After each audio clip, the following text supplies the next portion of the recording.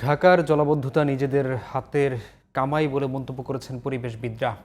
তারা বলছেন সরকারি বেসরকারি নানা প্রতিষ্ঠানের চরম উদাসীনতা আর ভূমিদস্যুদের লোলুপ দৃষ্টির কারণে ঢাকা এখন মৃত্যুপরী।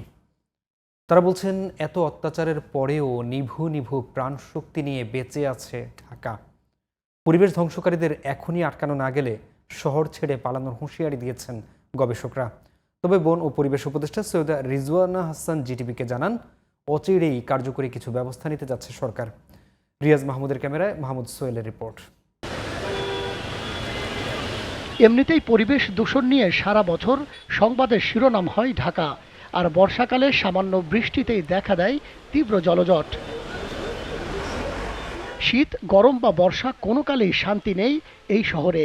সব মিলিয়ে দুর্ভোগ যেন ভাগ্যে লেখা রাজধানীবাসীর। পরিবেশবিদরা বলছেন, কনক্রিটের কারণে বৃষ্টির পানি ধারণ করতে পারছে না ঢাকা, তাই অল্প বৃষ্টিতেই দেখা দিচ্ছে তীব্র জলাবদ্ধতা। অথচ আমাদের এই শহরে 20 ভাগের উপরে কিন্তু জলাশয় জলাভূমি ছিল পুরো যে ভূমি ব্যবহারের।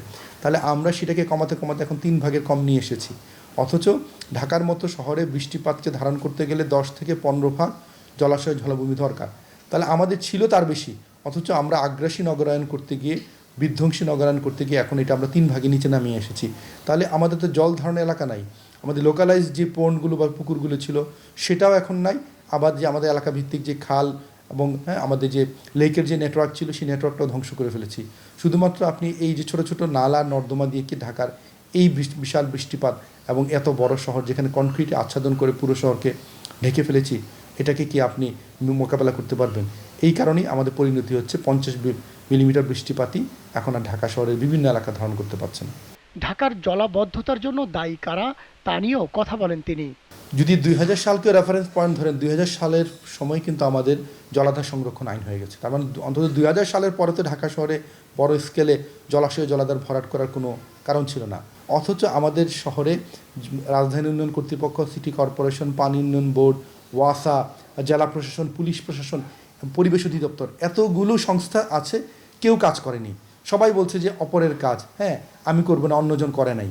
তাহলে এতগুলো সংস্থার এতগুলো কর্মকর্তা যারা ট্যাক্সের টাকা বেতন পাচ্ছে, তাহলে কিভাবে ঢাকার জলাধার এই 10-12 ভাগ থেকে এখন কমতে কমতে 3 ভাগের নিচে নেমে এসেছে? এই দায়ভারটা তো সবার আগে এই সংস্থাগুলোর। তবে বন ও পরিবেশ উপদেষ্টা সৈয়দা রেজওয়ানা হাসান শোনালেন আশার কথা। বললেন, খাল খনন আর গাছ লাগানোর কাজ শুরু হয়েছে।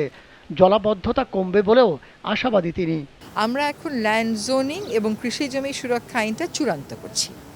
হয়তো আমাদের সময় আমরা এটা করে যেতে পারবো, কিন্তু এইবার ড্রেন যেভাবে করে আমরা খাল খনন করছি, সাংঘাতিক রকমের অতিবৃষ্টি না হলে বড় রকমের জলাবদ্ধতা আশা করি হবে না। যেমন গতকালই দেখলাম নিউ মার্কেট এলাকায় জলাবদ্ধতা হয়েছে, মালিবাগ এলাকায় জলাবদ্ধতা হয়েছে।